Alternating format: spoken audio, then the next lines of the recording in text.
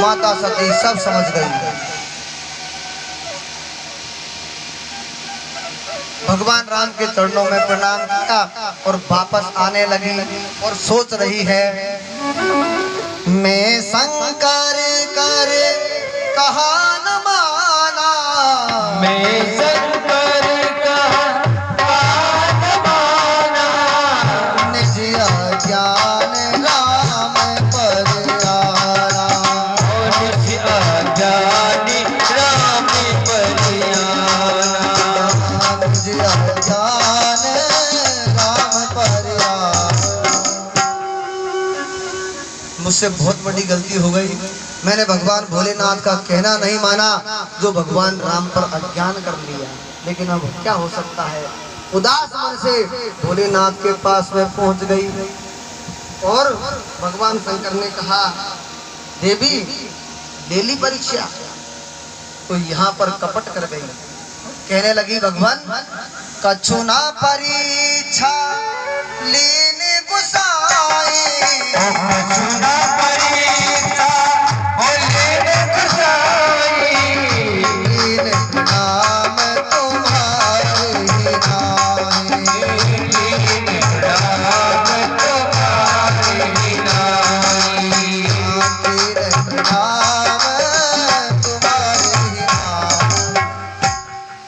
महाराज मैंने कोई परीक्षा नहीं ली, मैं तो केवल आपने जैसे प्रणाम किया ऐसे मैं भी उनको प्रणाम करके आ गई। लेकिन भोलेनाथ को बात समझ में नहीं आई तो क्या किया, तब शंकर देखे हूँ धरि ध्याना, अब शंकर कहो कठोर जाना, सखी दुखीन करत सब जाना, करत सब जाना, सखी दुखीन करत सब जाना।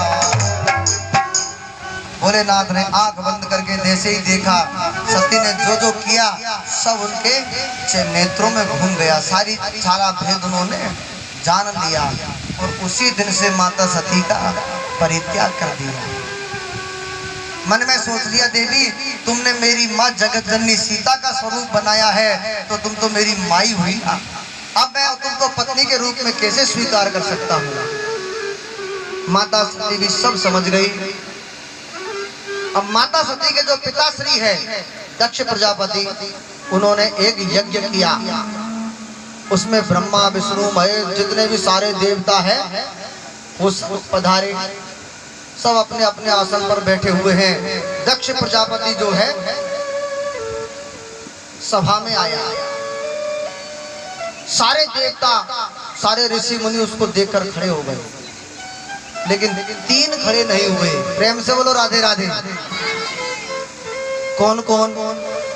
भगवान विष्णु, ब्रह्मा जी महाराज और भगवान भोलेनाथ।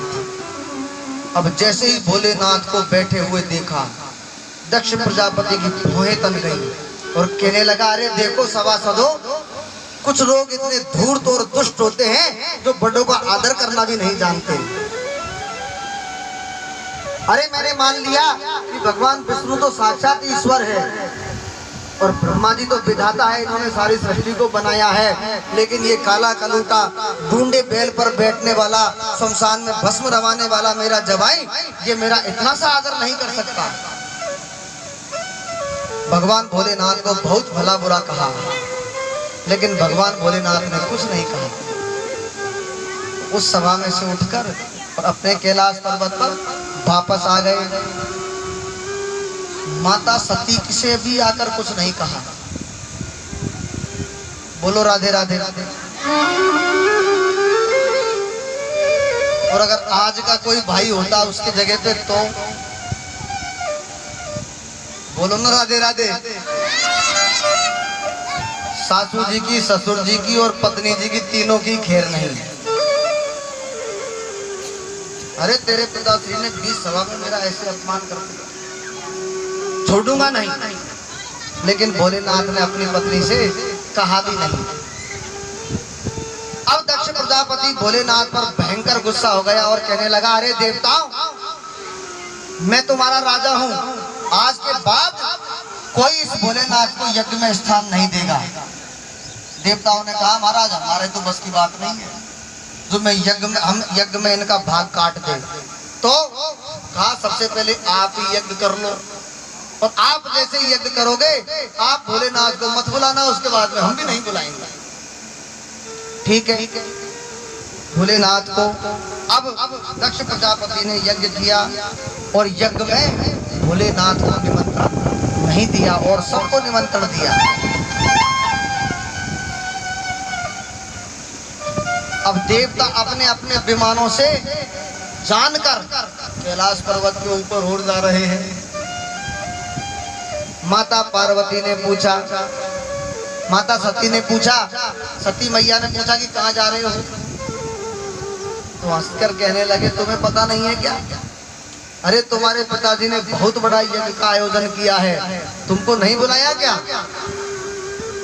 माता सती ने कहा मेरे पिता है, नहीं भी बुलाए तो भी क्या फर्क पड़ता है, भूल गए होंगे।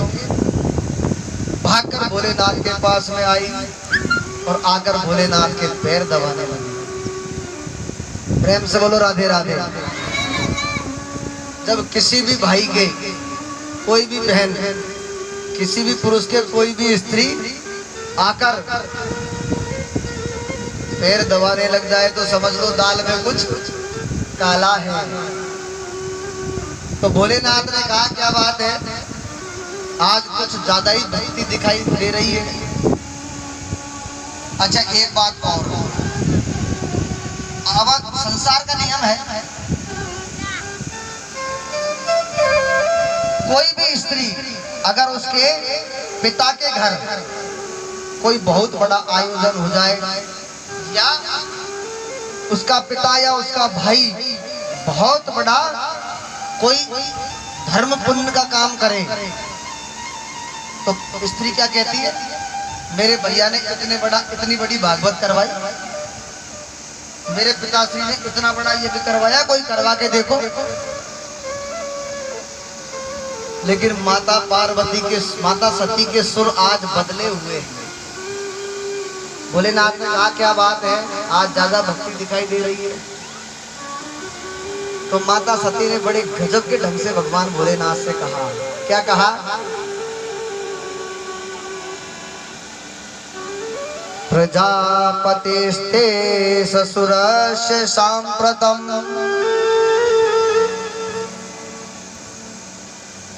निर्यापितो यज्ञ महोत्सवः किल वयं च तत्राभिसराम वामते यद्धर्थिताभिः विबुधा व्रजन्ति। वाह, शब्दों का कमाल देखो, वेद व्यास जी महाराज के शब्दों का क्या कमाल है। प्रेम से बोलो राधे राधे। क्या कहा माता सती ने, महाराज प्रजापते थे ससुरस्य सांप्रतम। महाराज आपके जो ससुर जी है ना प्रजापति जी, उन्होंने निर्यापितो यज्ञ महोत्सव है के लिए बहुत बड़े यज्ञ का आयोजन किया है। ये नहीं कहा मेरे पिता ने किया है, क्या कहा, आपके ससुर जी ने जो यज्ञ का आयोजन किया है। तो भोलेनाथ ने कहा ठीक है किया होगा, मैं क्या करूं? तो कहा महाराज कैसी बात कर रहे हो, अरे आपके पिताश्री ने यज्ञ का आयोजन किया है और आप पूछ रहे हो क्या करो? चलना है, जल्दी से तैयार हो जाओ। तो भोलेनाथ ने कहा देवी आपको निमंत्रण मिला है क्या वहां का? तो कहा महाराज पिताजी के घर, गुरु जी के घर, भागवत में कथा सुनने, इन जगहों पे निमंत्रण की क्या जरूरत है? तो कहा देवी ऐसी बात नहीं है। तो उस घटना को भोलेनाथ ने आज माता सती को बताया है कि तुम्हारे पिताश्री ने ऐसा अपमान मेरा किया था और इसी का बदला लेने के लिए ही उन्होंने ये यज्ञ किया है और हमको निमंत्रण नहीं दिया। और जहाँ आदर नहीं है, आब नहीं आदर नहीं, नैनन